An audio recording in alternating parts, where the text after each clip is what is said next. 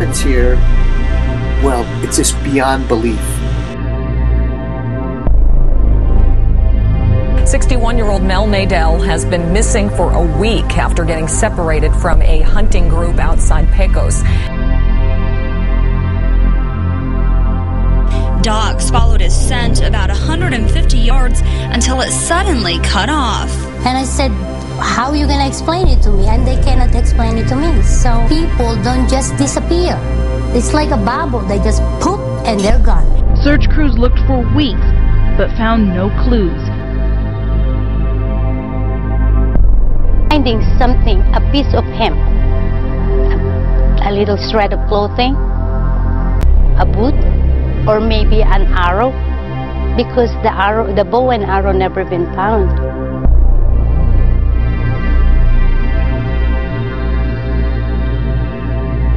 Leading to an extensive search of the forest.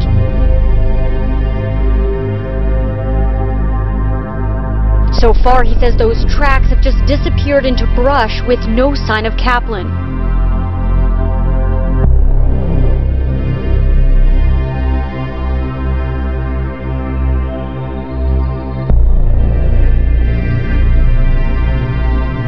Two New Mexico hunters are still trying to make sense of what they saw.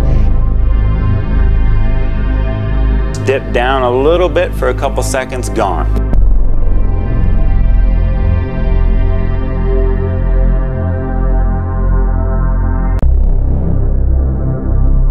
Ça m'a donné des frissons, ça fait peur quand même, ça fait peur.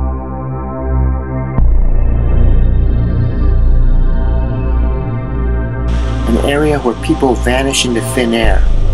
The slang name for this locale is the Pecos Triangle.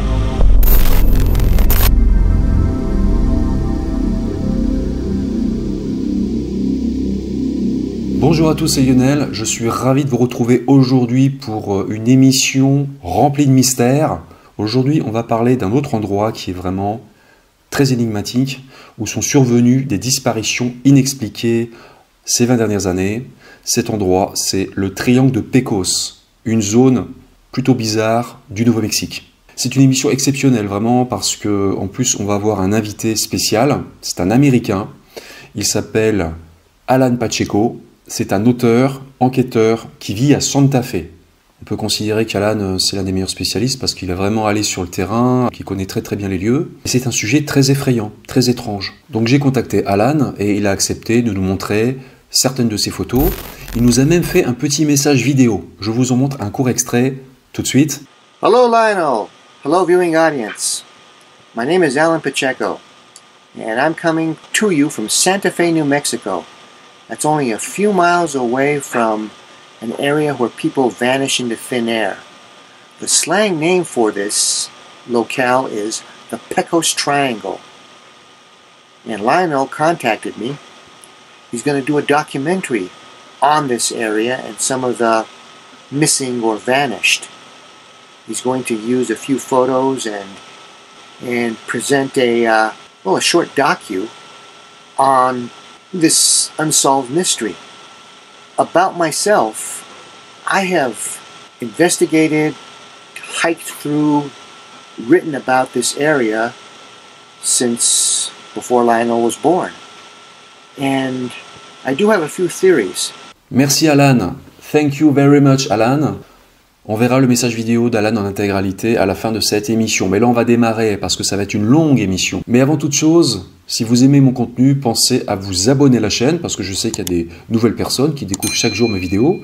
Donc si vous voulez m'encourager à continuer, à essayer de vous proposer du contenu inédit. Donc c'est parti, on part tout de suite au sud-ouest des États-Unis, dans l'état du Nouveau-Mexique, tout près de la ville de Santa Fe, dans une zone surnommée le triangle de Pecos. D'un point de vue géographique, il ne s'agit pas d'un triangle à proprement parler. Le triangle, c'est plus un terme générique pour désigner un endroit où il se passe des événements anormaux, et notamment des disparitions. C'est une région très bizarre. David Paulides, un auteur américain incontournable en matière de disparition, à qui j'ai rendu hommage dans une vidéo, s'est aussi intéressé à cette zone. On n'a pas David Paulides dans l'émission, c'est dommage, ça aurait été génial, mais on a Alan Pacheco, qui est l'un des meilleurs spécialistes du triangle de Pecos, pour la simple et bonne raison qu'il vit juste à côté. Alors il y a eu pas mal de disparitions apparemment dans le secteur, plus ou moins bien documentées. Moi j'ai sélectionné 3 affaires de disparition mystérieuses.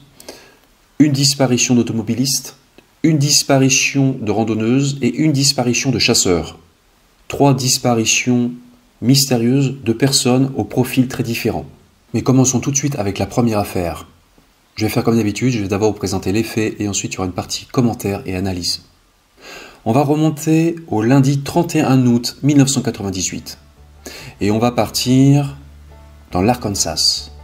À l'époque, Emma Tresp est une femme de 71 ans, originaire de North Little Rock, une ville de l'Arkansas. Elle a l'apparence d'une grand-mère, tout à fait normale. Emma est veuve et mère de 9 enfants. Elle est plusieurs fois grand-mère aussi. Et Emma, c'est une femme qui est assez active pour son âge encore. Par exemple, elle fait beaucoup de routes. À la fin de l'été 1998, Emma rend visite à l'une de ses filles qui vit à Stillwater, une ville de taille moyenne de l'Oklahoma. Emma, c'est une femme très croyante. De confession catholique, elle fait régulièrement des retraites religieuses. Et fin août 1998, justement, elle a pour projet de faire une retraite religieuse dans un monastère bénédictin juste à côté de Pecos, un village du Nouveau-Mexique à environ 40 km de Santa Fe. Ce monastère est situé à la sortie nord de Pecos, près d'un petit lac tranquille nommé Monastery Lake, ce qui signifie le lac du monastère. Monastery Lake, c'est une propriété paisible en pleine nature, au pied des montagnes Sangre de Cristo, tout près de la forêt nationale de Santa Fe et aussi de la zone sauvage de Pecos. En clair, c'est l'endroit idéal pour méditer. Donc ce 31 août 1998, tôt le matin, Emma dit au revoir à sa fille et quitte Stillwater dans l'Oklahoma. Elle monte à bord de sa voiture, une Honda Civic blanche de 1997, et prend la direction du Nouveau-Mexique, à l'ouest. Elle a de la route à faire, 950 km, mais elle a l'habitude de conduire. Selon ses enfants, Emma est en excellente santé, du moins pour une femme de son âge. Elle n'a pas la maladie d'Alzheimer et ne souffre pas de trous de mémoire. De plus, elle connaît bien la route parce qu'elle est déjà allée plusieurs fois dans ce monastère. Elle en a pour environ 8 ou 9 heures de route, mais ça ne lui fait pas peur. Elle a l'habitude de conduire et elle compte arriver au monastère en fin de journée, voire en début de soirée. 5 jours passent. Et le samedi 5 septembre 1998, c'est l'anniversaire de Lisa Tresp, l'une des filles d'Emma. Et Lisa, ce jour-là, elle s'étonne de ne pas recevoir de coup de fil de sa mère. Et d'habitude, Emma appelle toujours ses enfants pour leur souhaiter leur anniversaire. Mais là, c'est le silence radio total. Elle va essayer de l'appeler parce que Emma a dans sa voiture un téléphone dont on reparlera plus tard dans l'émission. Mais là, Lisa n'arrive pas à joindre sa mère. Elle contacte ensuite le monastère bénédictin. Et là, elle va avoir un choc parce qu'elle va apprendre que sa mère n'est jamais arrivée à destination. Plusieurs membres de la famille se rendent donc immédiatement au Nouveau-Mexique et commencent à la chercher. Ils appellent aussi les hôpitaux pour savoir si Emma n'aurait pas eu un accident ou un problème de santé. Bien entendu, ils préviennent sans tarder la police d'État du Nouveau-Mexique. Un rapport de personnes disparues est déposé et une enquête est ouverte. On commence à chercher officiellement Emma. Le problème, c'est qu'on ne sait pas où elle a disparu exactement. On ne sait même pas si elle est arrivée à Pecos. Les investigations de la police vont tout de même révéler une information importante.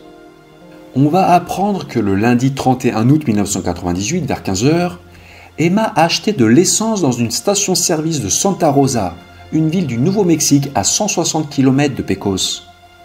Par la suite, Emma est remontée à bord de sa voiture, elle est repartie et en a perdu sa trace. Emma était presque arrivée, elle n'avait plus que 160 km à faire, soit 1h37 de route. Pendant une semaine, on cherche Emma dans la région. Sans succès. On est toujours sans nouvelles d'elle aussi. Elle n'a plus donné le moindre signe de vie depuis le 31 août, le jour où elle a quitté l'Oklahoma. Autant vous dire que sa famille est très inquiète. Le dimanche 13 septembre 1998, un rebondissement va survenir. Un chasseur est en train de marcher dans un secteur assez sauvage proche du Glorieta Baldy, un pic montagneux entre Santa Fe et Pecos. Et sur une route forestière en terre, presque impraticable, il aperçoit une voiture blanche abandonnée. Et cette voiture, c'est celle d'Emma. Une Honda Civic blanche avec une plaque d'immatriculation numéro 672 AOK. Le chasseur a entendu parler de la disparition d'Emma et il va prévenir tout de suite la police. La police vient donc sur place et procède aux constatations. Déjà, la voiture se trouve sur la route forestière 375 qui prolonge la route 63A. Mais c'est une voie sans issue, c'est un cul-de-sac en fait, qui mène vers les hauteurs de la montagne. En ce qui concerne l'aspect extérieur, l'Honda Civic paraît en bon état. Mais on va découvrir qu'en fait, elle est plus ou moins coincée sur un rocher. Car la route est vraiment défoncée là. On va s'apercevoir que le carter d'huile est fissuré. Le carter d'huile, c'est la partie la plus inférieure du moteur qui contient l'huile. Donc selon toute apparence, Emma a eu un ennui mécanique sur cette route. Et elle a, semble-t-il, abandonné sa voiture. En examinant le véhicule, les policiers constatent que les portières sont verrouillées. À l'intérieur de la Honda, on va retrouver toutes les affaires d'Emma, bien visibles depuis l'extérieur. Sa valise, son argent, son téléphone portable chargé, un modèle ancien que ses enfants lui avaient donné en cas d'urgence. De toute façon, on va apprendre plus tard qu'il n'y a aucun réseau téléphonique dans ce secteur. Donc là, les autorités théorisent que Emma s'est trompée de route en voulant se rendre au monastère. Ou alors, elle a peut-être voulu admirer le paysage avant d'y aller. Mais les policiers pensent surtout qu'elle a pris une mauvaise direction et qu'elle s'est retrouvée bloquée en voiture sur cette route isolée de montagne. Elle est ensuite partie à pied, possiblement pour aller chercher de l'aide, avant de se perdre dans la nature. Ce qui est très étrange, c'est qu'on repère les empreintes d'Emma autour de sa voiture, mais aucune en train de s'éloigner, que ce soit vers les bois ou le long de la route. La police d'État du Nouveau-Mexique va faire venir des chiens pisteurs sur place, mais ils ne vont détecter aucune empreinte ou odeur d'Emma au-delà de sa voiture. En clair, c'est comme si elle était sortie de sa voiture et qu'elle s'était envolée. Le lundi 14 septembre et le mardi 15 septembre 1998, des recherches sont organisées par les forces de l'ordre avec une vingtaine de bénévoles. Un hélicoptère survole la zone aussi, en vain. On ne trouvera aucune trace d'Emma. Les fouilles vont être suspendues à cause du mauvais temps, mais elles vont se poursuivre ensuite pendant une semaine. Le samedi suivant, environ 100 personnes ratissent le secteur, mais ça ne donnera rien. Emma a disparu sans laisser la moindre trace. Pour les policiers et aussi Léo Trespe, le fils d'Emma qui a témoigné sur un site américain, Reddit, l'explication la plus plausible est qu'Emma a pris une mauvaise route en voulant se rendre au monastère. Elle a possiblement eu un accident vasculaire cérébral, léger ayant eu pour effet de la rendre mentalement confuse. Comme elle était toujours en bonne santé physique, elle pouvait marcher, donc elle a laissé sa voiture et elle est partie à pied dans les bois. Elle a ensuite très certainement succombé aux éléments, certainement d'une hypothermie. Ou alors elle a été victime d'un acte criminel. C'est théoriquement possible, c'est vrai, mais on n'en a jamais eu la confirmation.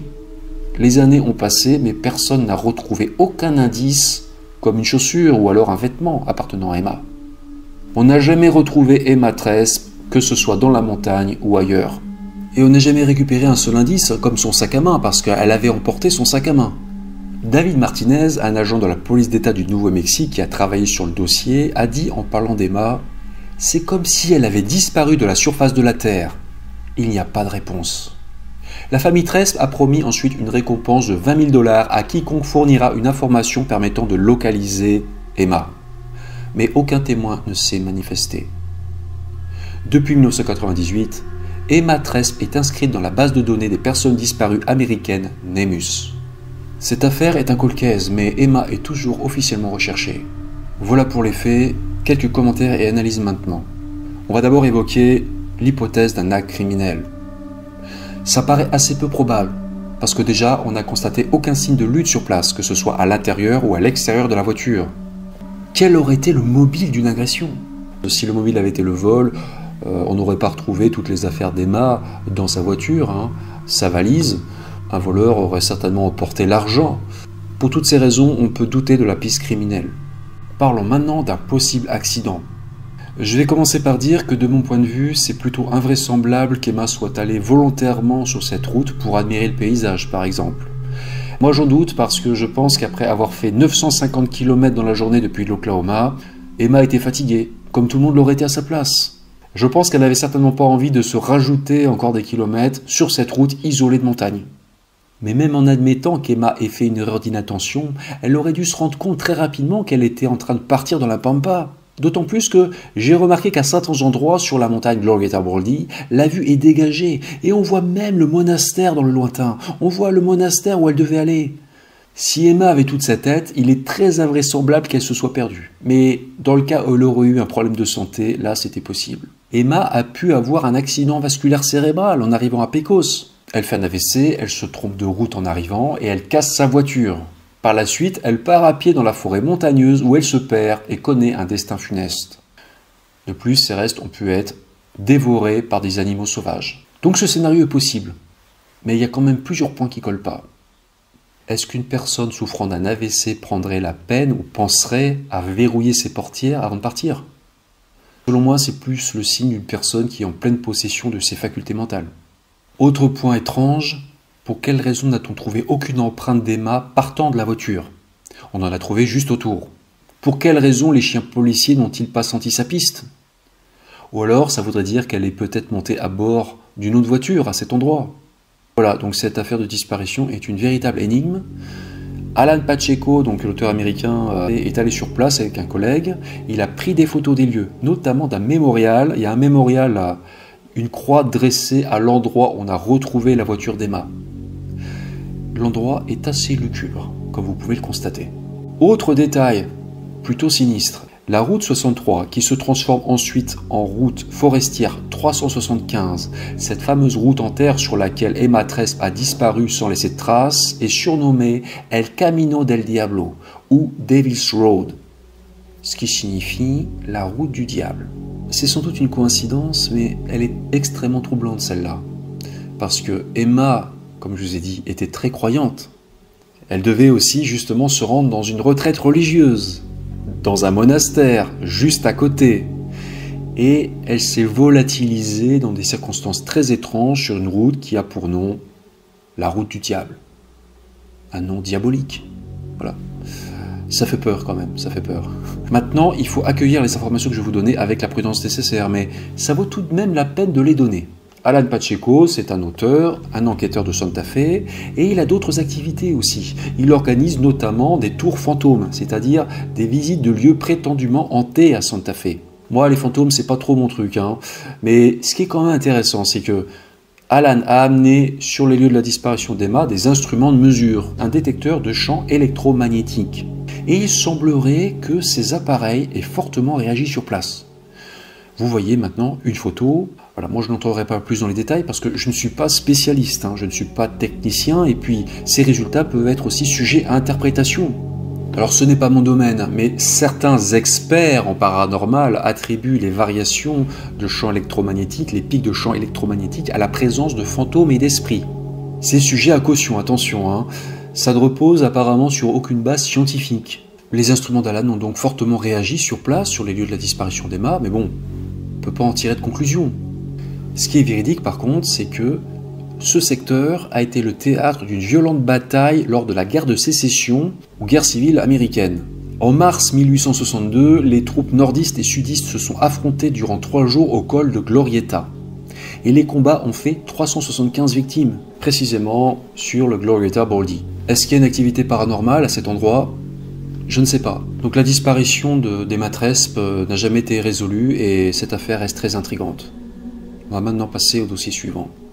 En 2014, Audrey Kaplan a 75 ans. Audrey est en excellente forme physique pour son âge. C'est une femme d'affaires prospère, originaire de Dallas, au Texas, où elle vit avec son mari, Norman. Norman est professeur de médecine interne au UT Southwestern. Le couple possède une maison de vacances à Santa Fe, au Nouveau-Mexique. Le mercredi 30 juillet 2014, les Kaplan sont dans leur résidence secondaire du Nouveau-Mexique. C'est les vacances d'été, et ils veulent aller dans la nature ramasser des champignons. Ils partent donc à pied ensemble de la station de ski de Santa Fe à plus de 3000 mètres d'altitude. Le couple connaît bien les lieux. Audrey a l'habitude de venir. Le couple marche donc le long du Windsor Trail, un sentier de montagne qui part vers le nord. Vers 10h15 du matin, Monsieur Kaplan s'arrête pour se reposer. Et Audrey, sa femme, elle continue à chercher des champignons. Il dit « Bah écoute, je continue un peu sans toi. » Donc là, ils se séparent. Aux alentours de midi, Audrey n'est toujours pas revenue. Norman commence donc à la chercher, mais Audrey est introuvable. Là, il décide de prévenir les secours. Au moment de sa disparition, Audrey portait des vêtements légers. Elle portait un pantalon blanc et un t-shirt gris à manches longues. Et elle ne transportait ni eau ni nourriture. On est à la période la plus chaude de l'année, mais la nuit, les températures baissent beaucoup dans cette zone du Nouveau-Mexique. Elles peuvent tomber entre 10 et 4 degrés. Manque de chance, la météo va se dégrader le soir de la disparition d'Audrey. Durant la nuit, le temps va tourner à l'orage, il va beaucoup pleuvoir. Les recherches ne démarrent véritablement que le lendemain, le jeudi 31 juillet 2014. Des hommes de la police d'État du Nouveau-Mexique, des professionnels aussi en search and rescue, de nombreuses personnes vont venir fouiller la zone. Un hélicoptère va faire des va-et-vient dans le ciel pour tenter de localiser Audrey depuis les airs. Certains de ses proches pensent qu'Audrey a la capacité de survivre seule quelques jours dans la nature. Donc, on garde espoir. Bob Rogers, un expert en recherche et sauvetage, explique qu'ils ont retrouvé les empreintes d'Audrey car elle utilisait des bâtons de randonnée. On retrouve des bâtons qui peuvent lui appartenir et aussi des empreintes partant vers les broussailles. Le problème, c'est qu'il a beaucoup plu dans la nuit du mercredi au jeudi et ses traces ont été effacées. Judy Allison, une amie d'Audrey, déclare que les secours ont fouillé tous les endroits imaginables, mais force est de constater qu'Audrey reste introuvable. Le lundi 4 août 2014, 5 jours après la disparition de la randonneuse, les battues continuent dans la forêt nationale de Santa Fe. Des secouristes décident de fouiller une zone boisée, beaucoup plus au nord. Ils inspectent un endroit proche du Rio Nambe, un ruisseau qui traverse la forêt. C'est un secteur assez sauvage. Il est peu fréquenté si l'on en croit ce qui est écrit sur internet. Le Rio Nambe, c'est un ruisseau, c'est pas une grosse rivière. Hein. Donc ils inspectent l'endroit, mais un peu par hasard. Hein. Et à un moment donné, il y a un des chercheurs qui voit quelque chose. Il aperçoit quelque chose dans l'eau. Et il est choqué par ce qu'il voit. C'est une vision très perturbante parce qu'en fait, il voit le corps d'une femme sans ses vêtements. Elle est comme ça, allongée sur le sol. On va retrouver ses vêtements un peu plus loin. Ce qui est très étrange, c'est qu'elle est allongée par terre, en position fétale. Elle a les bras étendus. Selon l'article de presse, elle a les bras et les mains qui trempent dans l'eau. Une position très bizarre. Elle est au bord du ruisseau, quoi. C'est pas très profond, hein, ça fait 10 à 15 cm de profondeur. Par conséquent, elle n'a pas pu se noyer, là, on en est sûr. Son corps est complètement intact. Donc là, le sauveteur, il est un peu choqué par ce qu'il voit et il prévient tout de suite les autres. Et on va voir la confirmation qu'il s'agit bien du corps d'Audrey Kaplan. Elle a enfin été localisée à 2 km au nord de l'endroit où elle avait été vue pour la dernière fois. Vu la scène de découverte du corps, pour le moins perturbante, on envisage un possible acte criminel. Selon un article du Santa Fe New Mexican du 25 novembre 2014, Audrey serait décédée d'hypothermie. Le rapport d'autopsie indique que les résultats soutiennent qu'Audrey s'est perdue lors d'une randonnée, qu'elle s'est déshydratée et qu'elle est morte d'hypothermie. Il n'y a aucune blessure ayant causé ou contribué à sa mort. Le fait qu'on ait retrouvé Audrey sans ses vêtements résulterait d'un phénomène lié à l'hypothermie appelé déshabillage paradoxal.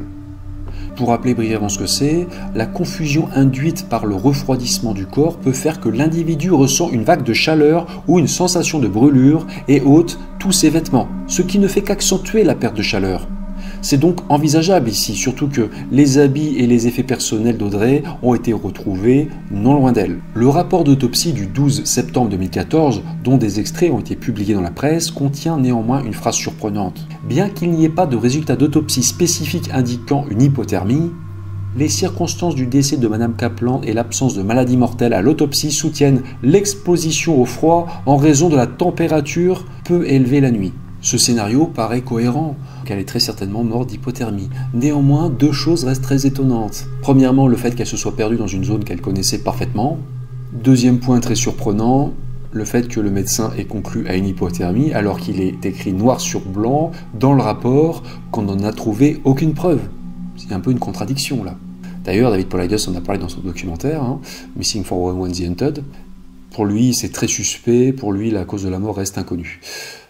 Moi, j'ai quand même tendance à penser que Audrey est très certainement morte d'hypothermie quand même. Pourquoi ? Parce qu'il faisait froid et humide la nuit à À cette période, le phénomène de déshabillage paradoxal peut survenir avec des températures au-dessus de 0 degré. Ça ne survient pas que l'hiver en haute altitude, non. Et en réfléchissant bien, ça peut faire sens aussi, parce que souvenez-vous qu'on a retrouvé Audrey avec les bras et les mains dans l'eau. Ce qui était très bizarre. Cependant, selon moi, ce détail peut tendre à accréditer l'hypothèse du déshabillage paradoxal, parce que si Audrey avait une sensation de brûlure, de forte chaleur au niveau des membres supérieurs, les bras et les mains, ça expliquerait pourquoi elle les a mis dans l'eau, peut-être pour les refroidir. Je dis ça aussi parce que j'ai lu sur le site internet Québec Science que, bien que le corps soit en hypothermie, l'augmentation soudaine de la température des membres crée des bouffées de chaleur. Voilà, donc pour moi, je considère que ce dossier est moins mystérieux que le précédent. Quelques commentaires et analyses de plus sur cette affaire qui est très triste. Il faut essayer de tirer des leçons de certains de ces drames. Donc là, on voit bien qu'Audrey Kaplan a cumulé les imprudences quand même. Déjà, on constate encore une fois que les ennuis ont démarré à partir du moment où elle s'est séparée de son mari. Elle n'aurait pas dû partir seule de son côté. Je vais me répéter, mais il faut jamais se séparer quand vous êtes dans la nature. Même sur un sentier. Notons aussi que Audrey, elle a commis des erreurs grossières. Bon, je suis désolé, mais bon, il faut dire les choses. Elle a commis des erreurs qui ne pardonnent pas en montagne. Même l'été. Déjà, elle est partie vêtue seulement d'un t-shirt à manches longues. Elle n'avait aucun vêtement chaud sur elle, même pas une polaire. Elle a laissé aussi son téléphone portable, elle n'a pas pris son téléphone portable avec elle. Elle n'avait aucun moyen de contacter les secours. Et pour terminer, elle n'avait amené avec elle ni eau ni nourriture. Voilà, donc la nourriture encore, on peut s'en passer sur une courte période, mais l'eau, non. Je sais qu'il y a des spectateurs qui aiment la randonnée, et c'est toujours bon de rappeler ces petits conseils de sécurité. Vous savez, chères spectatrices et spectateurs, que j'ai déjà parlé de ce secteur du Nouveau-Mexique. J'en ai parlé dans ma dernière vidéo sur Megumi Yamamoto. Donc Megumi, elle a eu des problèmes dans ce secteur à Spirit Lake le 9 juin 2009. Eh bien, il faut savoir que ce petit lac de montagne Spirit Lake n'est situé qu'à 5-6 km à l'est du lieu où on a retrouvé le corps d'Audrey Kaplan. En examinant la carte, je me suis rendu compte que le Windsor Trail, le sentier sur lequel Audrey a disparu, il passe juste à côté de Spirit Lake quand on continue. Donc on peut dire que Megumi Yamamoto a connu un destin tragique, elle aussi, dans le triangle de Pecos. Et soit dit en passant, il y a une information que je n'ai pas pensé à vous donner dans ma dernière vidéo, une information d'ordre numérologique. Quand on étudie la date des faits, le 9 juin 2009, on se rend compte qu'on obtient donc 9, 6, 9. Si on inverse les 9, on obtient donc 6, 6, 6, qui est le chiffre de qui vous savez. Je ne peux pas m'empêcher de vous donner cette information parce que, rappelez-vous qu'Emma Trace a disparu sur une route surnommée Devil's Road, la route du diable. Ça fait peur. Ce qui est très troublant, encore une fois, c'est que moins de 3 mois après la tragédie de Megumi, il s'est passé autre chose à moins de 20 km de Spirit Lake. On va maintenant remonter à début septembre 2009 et je vais vous présenter Melvin Nadel. À l'époque, Melvin a 61 ans. C'est un homme de petite taille, il ne mesure qu'1 m 57 pour 61 kg, mais il est encore très sportif pour son âge. Il dirige d'ailleurs un club de sport spécialisé en pilates. Melvin est ceinture noire de taekwondo, un art martial d'origine sud-coréenne. Donc Melvin, c'est un homme qui est apparemment épanoui. Il est heureux en mariage avec sa femme Edna et il est aussi père d'une fille de 18 ans appelée Kristen. Parmi ses hobbies, Melvin aime chasser avec des amis. Et Melvin n'est pas un chasseur comme les autres. Il chasse à l'arc. Le dimanche 6 septembre 2009, donc Melvin a prévu de chasser avec 2 copains à lui, un copain qui s'appelle Joe Muniz et son beau-frère. Ils ont prévu de chasser à Elk Mountain, qui veut dire la montagne de l'élan. En début d'après-midi, vers 14 h, Melvin part à bord de sa Jeep Cherokee. Il faut compter à peu près 2 heures de route pour rejoindre Elk Mountain. Vers 16 h, Melvin arrive sur place à Elk Mountain, où ses 2 amis l'attendent. Ils ont établi un camp de base, un campement, parce qu'ils ont prévu de passer la nuit sur place. Il est important de dire que, selon sa femme Edna, Melvin n'a aucun problème de santé à l'époque. Il est en bonne forme. Ceci dit, c'est quelqu'un qui n'aime pas courir ou marcher. Et en plus, à cette période, début septembre 2009, il a mal au genou suite à une blessure. Donc autant vous dire qu'il va y aller mollo. Quand il chasse, et ça c'est une technique un peu de chasseur à l'arc, Melvin, il a l'habitude de s'installer dans un coin boisé. On sait que les chasseurs à l'arc s'installent souvent même dans des arbres, en hauteur. Melvin, c'est ça, en général il s'installe dans un coin un peu camouflé derrière des branches, et puis il attend, il reste à l'affût, il attend qu'un animal passe. Ses deux copains, eux, c'est le contraire. Non seulement ils chassent à l'arme à feu, mais en plus ils aiment bien marcher sur des kilomètres, être en mouvement. Ce jour-là, Melvin, il est bien équipé. Je vais vous donner la liste de ses équipements. Il porte donc des vêtements chauds, couleur camouflage. En plus de son arc et de ses flèches, il a un couteau de chasse sur lui. Et Melvin, il est prudent parce qu'il a même emporté avec lui un revolver, un Smith & Wesson 44 spécial. Donc vers 16h30, la partie de chasse démarre. Et les trois copains se séparent. Les deux amis de Melvin partent ensemble à pied vers le sommet de Elk Mountain. Et Melvin descend lui vers une zone boisée à environ 100-150 mètres du campement. Melvin a prévenu ses copains qu'ils n'iraient pas très loin. Avant qu'ils ne se séparent, Melvin semble de bonne humeur. Il plaisante comme d'habitude. Et ils ont convenu de se retrouver vers 19h au campement. Donc là, ils se séparent. Et c'est la dernière fois qu'on verra Melvin. Vers 19h, à la nuit tombée, les copains de Melvin reviennent comme prévu au campement. Et ils sont surpris de ne pas le voir. Ils attendent un moment pensant qu'il a peut-être un peu de retard, mais bon, les minutes défilent et il ne revient toujours pas. Ils pensent alors qu'il s'est peut-être perdu. Donc ils le cherchent aux alentours, mais c'est pas facile parce que c'est l'obscurité totale. Il fait nuit noire et on est en pleine nature. Donc ils crient son nom, Et ils ne peuvent pas l'appeler par téléphone, parce qu'on va s'apercevoir plus tard que Melvin a laissé ou oublié son téléphone portable. Bon, là, les deux copains de Melvin, ils sont inquiets, ils savent pas trop quoi faire, donc ils tirent en l'air des coups de feu pour tenter de l'attirer. Ils vont aussi allumer les feux de leur voiture et klaxonner. En fait, ils essaient de faire le plus de bruit possible pour l'attirer, mais ça n'aura aucun effet. Vu que Mel est introuvable, qui ne reparaît pas, ses amis préviennent les autorités. Et Melvin Nadel va être porté disparu. Le lendemain, le lundi 7 septembre 2009, les recherches concernant Melvin Nadel démarrent officiellement. Plusieurs centaines de personnes vont parcourir la zone, à pied, en véhicule tout-terrain et aussi à cheval. Des avions et des hélicoptères vont survoler le secteur. Cette opération de recherche et sauvetage va être l'une des plus importantes de l'histoire du Nouveau-Mexique. Mais ça ne donnera aucun résultat.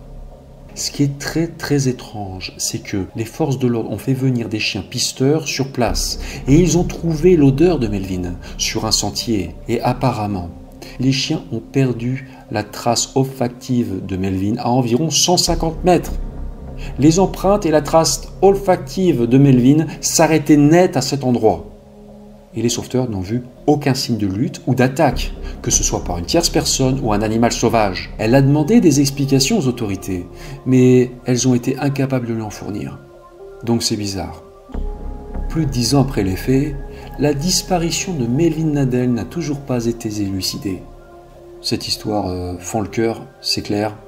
Quand on entend Edna, c'est vraiment assez émouvant, on va dire. Je vais quand même apporter maintenant quelques commentaires et analyses sur ce dossier.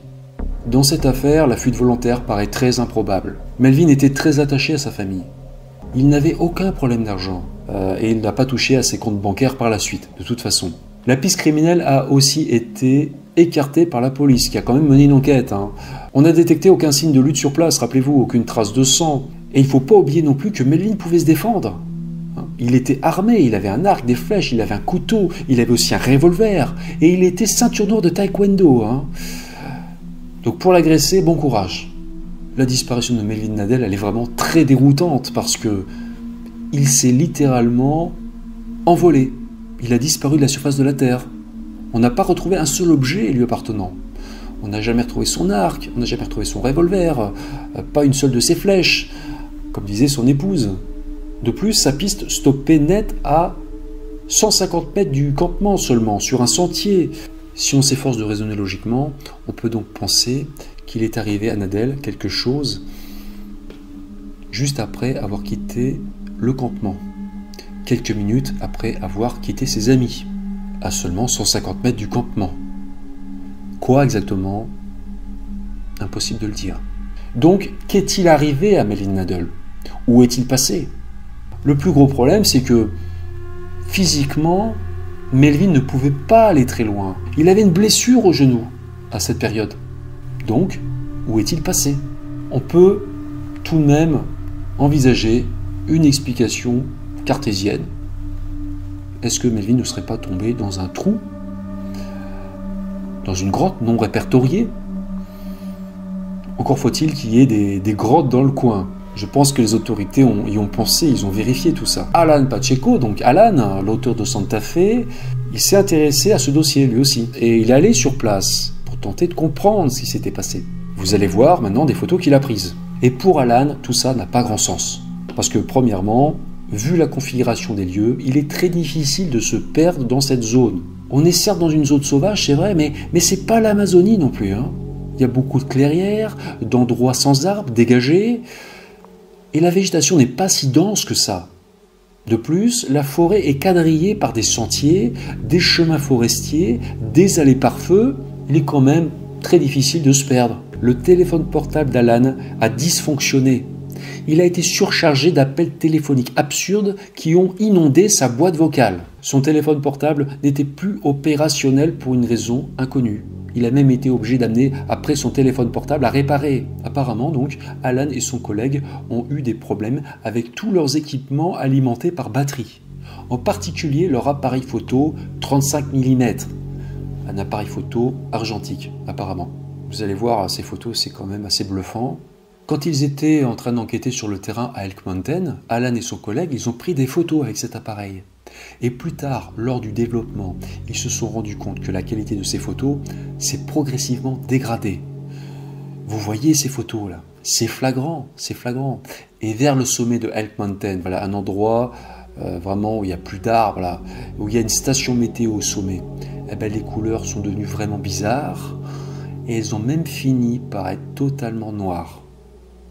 Donc c'est vraiment très surprenant, très intriguant.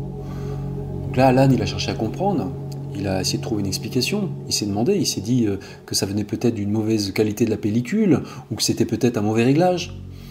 Il n'a jamais su d'où était venu ce problème. Est-ce que c'était un problème d'ordre technique, ou alors est-ce que c'était pas dû à autre chose? Parce que le plus intriguant, c'est quand ils sont repartis, apparemment, les appareils ont recommencé à fonctionner normalement. On se croirait dans X-Files, quoi. Hein. C'est ce qui est écrit noir sur blanc dans l'article que vous trouvez sur son site internet. Voilà. Donc, en conclusion, plus d'une décennie après les faits, le mystère de la disparition de Melvin Nadel reste total. Bien entendu, il existe possiblement une explication rationnelle cartésienne, mais personne n'a encore trouvé la clé de l'énigme jusqu'à présent. Vu toutes les questions restées sans réponse, vu les détails intrigants et vu les autres disparitions inexpliquées de la région, on peut se demander s'il ne serait pas arrivé à Melvin Nadel un événement extraordinaire, qui sort vraiment de l'ordinaire, un événement inhabituel. Oui, mais lequel? C'est impossible de répondre à cette question. On va se plonger maintenant encore un peu plus dans le mystère. En complément de ces affaires, je vais maintenant vous présenter un témoignage très intéressant de deux chasseurs que j'ai découvert un peu par hasard en préparant cette émission, en faisant des recherches. Ni Alan Pacheco ni Paulides n'en ont parlé. Je souhaite partager avec vous ce témoignage qui, attention, n'est pas du tout directement lié à l'affaire Melvin Nadel. Pas du tout. C'est plutôt moi qui établis une sorte de parallèle. Quand j'ai découvert ce témoignage, je dois dire que ça m'a donné des frissons. Je l'ai écouté 10 à 15 fois et il est extrêmement crédible. Il ne s'agit pas d'un témoignage trouvé sur un site internet farfelu. C'est un témoignage qui a été relayé dans de nombreux médias aux États-Unis. On en a parlé dans le journal Santa Fe New Mexican, sur le site internet Taos News, à la télé aussi, sur la chaîne d'information KRQE. Beaucoup de journalistes en ont parlé. Ce qui est très troublant, vous allez voir, c'est que 10 ans presque jour pour jour après la disparition de Melvin Nadel, il s'est passé un événement très curieux à seulement 115 km au nord du lieu de la disparition de Melvin. Ça concernait deux chasseurs à l'arc, comme Melvin. Je vais maintenant prendre le temps de tout vous expliquer en détail. Je vais vous raconter ce qui s'est passé. Tout est sourcé, attention, je ne fais que répéter ce qu'ont déclaré dans les médias les deux chasseurs. Vous pouvez vérifier par vous-même. Donc ça s'est passé le dimanche 1er septembre 2019. Et ce jour-là, deux copains veulent aller chasser l'élan dans la région de Taos, à 115 km au nord de Elk Mountain. et 123 km de Santa Fe. Ces deux copains qui aiment chasser s'appellent Josh Brinkley, qui a 41 ans, et Daniel Lucero, qui est plus jeune, il a 26 ans. Josh travaille dans la construction, notamment pour le cinéma. Ce détail aura d'ailleurs son importance, retenez-le. Donc ces deux gars se connaissent depuis des années, ça fait 8 ans je crois qu'ils se connaissent, et ils partagent la même passion pour la chasse à l'arc. Et ce dimanche 1er septembre 2019, c'est justement le jour de l'ouverture de la chasse à l'élan au Nouveau-Mexique. Josh et Daniel décident donc de chasser pendant 2 jours, le dimanche et le lundi, dans une zone sauvage non loin de Taos. Donc le dimanche matin, là ils s'équipent, ils mettent notamment des tenues de camouflage et ils prennent leurs arcs et leurs flèches. Ils arrivent le dimanche matin très tôt, avant l'aube. Ils grimpent une montagne qui s'appelle la montagne Cerro de la Ola, qu'on surnomme aussi Pot Mountain, parce qu'elle a un peu une forme de pot. Autrefois, c'était un volcan, et au sommet, il y a ce qu'on appelle une caldeira, c'est-à-dire en gros, une sorte de cuvette. Josh, il connaît très bien le coin, il connaît très bien le terrain, ça fait 15 ans qu'il vient chasser là. Daniel, par contre, lui, c'est la première fois. Les deux copains grimpent ensemble la montagne, mais ils se séparent. Daniel, le plus jeune, s'arrête dans une clairière où il s'installe. Josh, lui, continue. Il continue pendant environ une demi-heure vers les hauteurs. Après, tous les deux s'installent, ils se mettent en position, ils restent à l'affût comme ça, et ils attendent le lever du jour. Un peu plus tard, le soleil se lève. Et Josh, il est quand même surpris au bout d'un moment, parce que les heures passent et il ne voit pas un seul animal. Il n'y a pas un seul élan. Il considère que c'est pas normal, il trouve ça bizarre. Bon. Au bout de quelques heures, il en a marre. Il commence à avoir les jambes ankylosées. Il se sent un peu agité. Il en a marre de rester immobile comme ça. Et comme il n'est pas très loin du sommet de la montagne, où il y a une caldeira, comme je vous expliquais, il décide d'aller marcher un petit peu. Donc vers 9h30, 10h, selon ses dires, il quitte son poste d'observation et il monte jusqu'au sommet, jusqu'à la fameuse caldeira. Il explique que cette caldeira n'est pas très grande, ça fait une cuvette quoi, dans les 50-70 mètres de largeur. Il y a des rochers, il y a des buissons, et donc Josh il arrive au sommet, et il arrive donc sur la crête de cette caldeira. Il est au bord de la caldeira, donc là il fait comme tout le monde ferait, voilà, il fait quelques pas, il regarde un peu aux alentours, et tout d'un coup, à 30-40 mètres, il aperçoit quelque chose dans la caldeira. En fait, il voit ce qu'il présume être 2 chasseurs. Il voit 2 silhouettes. Mais Josh, il ne sait pas si ces personnes l'ont vu lui aussi. En fait, il lève spontanément le bras pour les saluer, pour leur dire bonjour. Mais en observant mieux, pendant 10 à 15 secondes, il se rend compte qu'il y a quelque chose qui cloche. Il y a quelque chose qui cloche dans ces 2 silhouettes. Déjà, il ne sait pas si ces 2 chasseurs lui font face ou sont de dos. Il ne distingue pas bien. Et ces 2 chasseurs ont l'air beaucoup trop grands pour être des chasseurs. Il évalue leur taille à environ 2 mètres minimum, 2 mètres de haut. Et il faut savoir que les chasseurs à l'arc, ils ont une bonne capacité pour évaluer les tailles, les distances. Donc là, le cerveau de Josh fonctionne à plein régime. Il cherche à comprendre, c'est quelqu'un de cartésien. Et il se dit que ces 2 hommes, ces 2 chasseurs, ont peut-être des capes de pluie, avec une énorme capuche sur la tête. Voilà, c'est vraiment l'idée qui lui vient. Mais ce qui est très dérangeant quand même, c'est que ces 2 silhouettes sont absolument identiques. C'est comme si elles étaient habillées pareil. Avec une tenue chelou, comme diraient les plus jeunes des spectateurs. Voilà. Mais ça, c'est quand même étrange. Donc pendant 10 à 15 secondes, Josh, il a quand même le temps de détailler ces 2 silhouettes.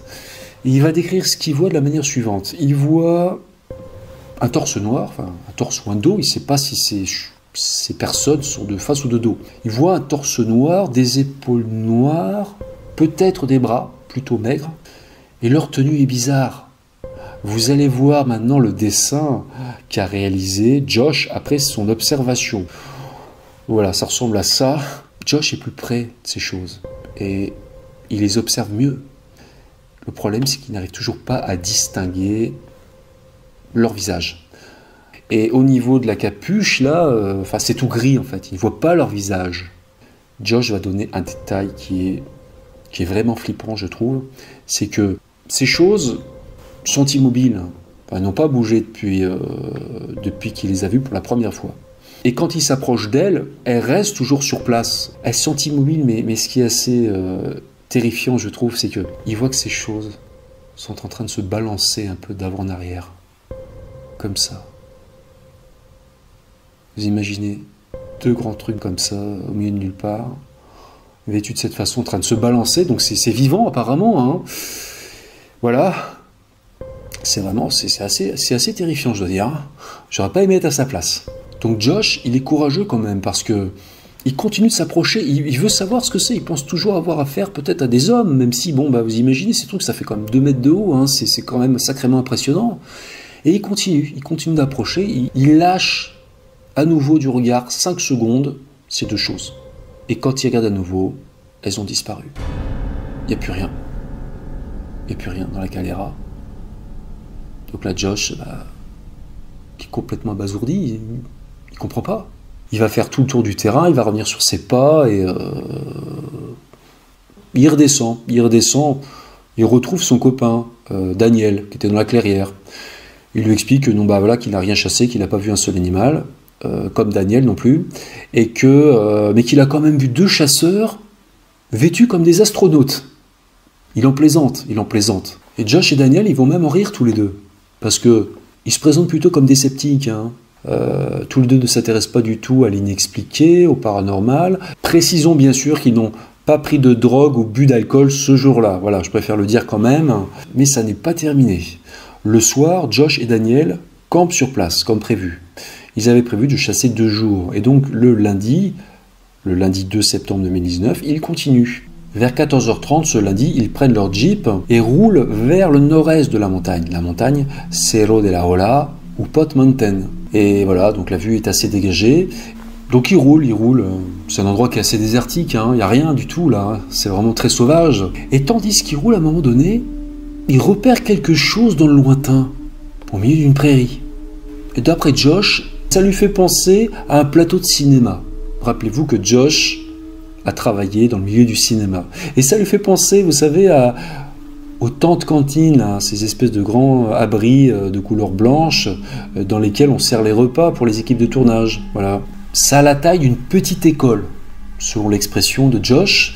Et vu de profil, il trouve que ça ressemble à un chasseur F-16, un peu, vous savez. Donc il s'approche en voiture. Ils sont encore assez loin hein, de cette chose. Il avait bien un smartphone avec lui, dans un sac zippé. Il l'emporte toujours quand il chasse. Mais là, il ne pense pas s'en servir parce que, pour lui, il s'agit bien d'une construction humaine. Voilà. Donc là, il continue à avancer, il continue à s'approcher en voiture. Ils sont toujours en train d'observer cette chose. Mais bon, ils sont sur un plateau et il y a du relief quand même. Et la route n'est pas absolument droite. Par moments, ça tourne. Mais à un moment donné, ils repèrent de vue 3 secondes cette chose. Josh va dire qu'à un moment ça a plongé, donc ils ont perdu 3 secondes cette chose, et quand ils ont revu à nouveau le panorama, il n'y avait plus rien. Cette chose avait disparu. Cette chose a disparu en une fraction de seconde. C'est comme si cette chose était devenue invisible en l'espace d'un instant. Détail intéressant, ils n'ont pas vu de poussière. Comme l'a dit Josh, un objet de cette taille ne disparaît pas en une fraction de seconde, et si c'était une installation humaine... Pour lui, c'était de la super haute technologie. Je n'y crois toujours pas, mais je l'ai vu. C'est ce qu'a déclaré Daniel Lucero. Par la suite, les 2 chasseurs ont raconté leur histoire donc à la presse, dans les médias, et aussi à Peter Davenport, le directeur du NUFORC, le National UFO Reporting Center, une organisation américaine qui enquête sur les observations d'OVNI. Et Davenport a affirmé que le témoignage des 2 chasseurs était extrêmement crédible. Ils ont l'air vraiment sincères, je trouve. Moi, je pense qu'ils ont vu ce qu'ils prétendent avoir vu. Mais bon, il faut faire preuve d'honnêteté intellectuelle. Est-ce qu'ils n'auraient pas eu une hallucination visuelle, peut-être? Je ne sais pas. On sait qu'il y a des mirages dans le désert, notamment dans le Sahara. Et bon, j'ai vu des images de mirages, ça ne ressemble pas du tout à ce qu'ils ont vu dans le désert du Nouveau-Mexique. Hein. Peut-être qu'ils ont assisté à une sorte d'expérience gouvernementale ou de l'armée. C'est ce qu'ils disent aussi, hein. Et effectivement, pourquoi pas, c'est peut-être possible parce que j'ai remarqué, moi, qu'on n'est qu'à 108 km de Dulce. À Dulce, il y aurait une base secrète américaine souterraine. c'est moins connu que la zone 51 dans le Nevada, et Dulce, ça n'est qu'à 108 km de Pot Mountain. Beaucoup d'objets volants non identifiés, ou plutôt de phénomènes aériens non identifiés, sont observés dans le ciel du Nouveau-Mexique. Ça, c'est assez connu, c'est documenté aussi. Je voulais vraiment vous présenter l'observation des 2 chasseurs de Teos, même si ça n'a possiblement aucun rapport avec la disparition de Melvin Nadel, parce que j'ai quand même noté quelques points communs. Tout d'abord, ça s'est passé à seulement 115 km de Elk Mountain, juste à côté donc, à l'échelle des États-Unis. Ça concernait des chasseurs à l'arc. Ça concernait donc 2 chasseurs qui étaient vêtus en tenue camouflage, comme Melvin. Ça s'est produit exactement 10 ans plus tard, à quelques jours près. Ça s'est passé le même mois, au mois de septembre, et ça s'est passé le même jour, un dimanche. Donc je n'en tire pas de conclusion, mais bon, il se passe vraiment des choses très intrigantes dans cette région. Et est-ce que Melvin Nadel n'aurait pas lui aussi fait une rencontre inattendue, comme Josh et Daniel, le jour où il était seul? On ne saura pas, on ne saura pas. Ce qui est très intriguant, c'est que je note qu'apparemment de plus en plus de chasseurs, notamment des chasseurs à l'arc, rapportent des observations étranges dans la nature, quand ils sont loin de tout, comme ça, loin des zones urbaines. Et quand ils sont seuls, aussi souvent, ils voient des choses qu'ils n'arrivent pas à comprendre. Notez d'ailleurs que j'ai parlé il y a quelques mois du Glimmerman, voilà, c'est un phénomène inexpliqué que rapporte avoir vu des chasseurs. Moi, je ne sais pas si c'est vrai ou si c'est faux, j'en sais rien, je constate qu'il y a des témoignages, voilà. Si ces chasseurs, tous ces chasseurs, comme ceux de Taos aussi, ont réellement vu ce qu'ils racontent avoir vu, on ignore la nature de ces choses. Encore une fois, il peut s'agir d'expérimentation de l'armée, dans le domaine de l'invisibilité, par exemple. J'en ai parlé dans mes livres, pas mal, dans la vidéo sur Glimmerman. On sait que l'US Army, par exemple, a pour projet d'équiper tous ces soldats d'uniformes invisibles. Ils l'ont déclaré de manière très officielle. Ok, d'accord, il est tout à fait possible que toutes ces manifestations, ces phénomènes, soient causés par une activité humaine, même si ça reste à être démontré, mais bon, c'est tout à fait possible. Le problème, c'est que dans le cas contraire, on va avoir un problème. Mais si toutes ces observations, manifestations, phénomènes ne sont pas causées par des activités humaines, si elles n'ont pas d'explication scientifique non plus, quelle pourrait en être la nature? Je veux dire,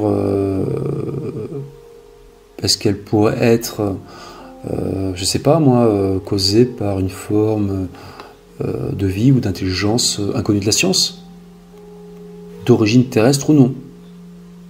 J'en sais rien.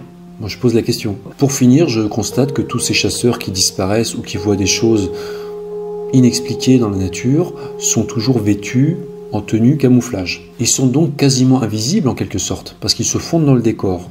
Et en plus, surtout, ils restent immobiles.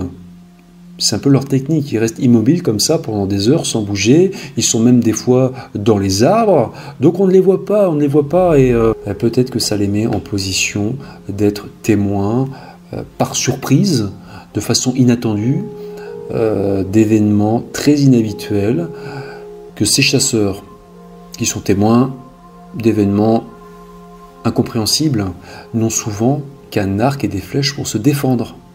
Attention, je ne détiens aucune vérité, je spécule, on est là pour réfléchir. Imaginons que par hasard, ils rencontrent une forme de vie ou d'intelligence inconnue de la science. Peut-être que cette dernière les considère moins dangereux que les chasseurs avec des armes à feu. Peut-être que ces chasseurs ne sont pas considérés comme une menace, et comme en plus ils sont seuls dans des lieux isolés, loin de tout, peut-être que c'est pour cette raison que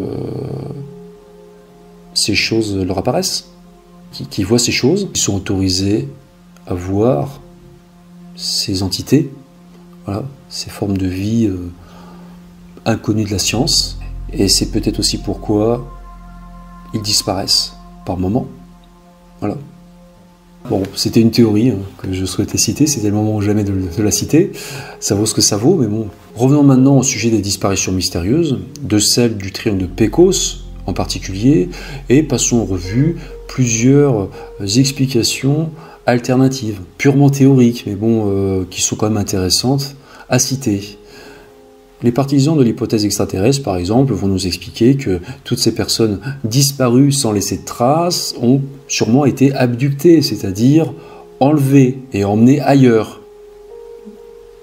D'autres personnes vont évoquer, elles, des portails interdimensionnels. Voilà.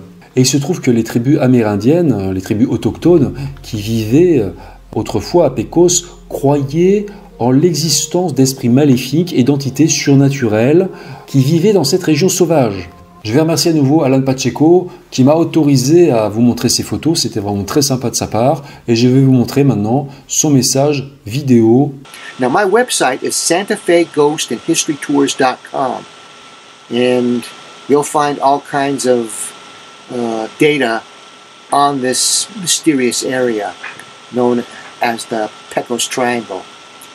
About myself, in Santa Fe, when I'm not investigating mysteries, I also run a tour business, private walking ghost tours, private walking historic tours, or say history tours, and I also write books. Then you may like some of my books. You can get them on Amazon. Here's one. It's called Mystery Mayhem Chronicle USA. And this book has stories from all 50 states, be it conspiracy, ghosts, UFOs, etc. Lionel, you come to Santa Fe, come to New Mexico, I should say, then you got to come to Santa Fe, and let's do a proper documentary. All the best to you. Bye-bye. Merci encore Alan, merci, thank you very much. En ce qui me concerne, j'adorerais aller là-bas. Un jour peut-être, hein, on ne sait pas, hein, et tourner un reportage là-bas, comme le disait Alan, hein, ça serait génial, avec lui comme guide. Hein. Dans l'immédiat, on arrive à la fin de cette émission, donc si vous l'avez aimé, je vous remercie de mettre un pouce en l'air, de la partager aussi, et merci de vous abonner à la chaîne aussi, pour ceux qui n'ont pas encore sauté le pas. Ciao.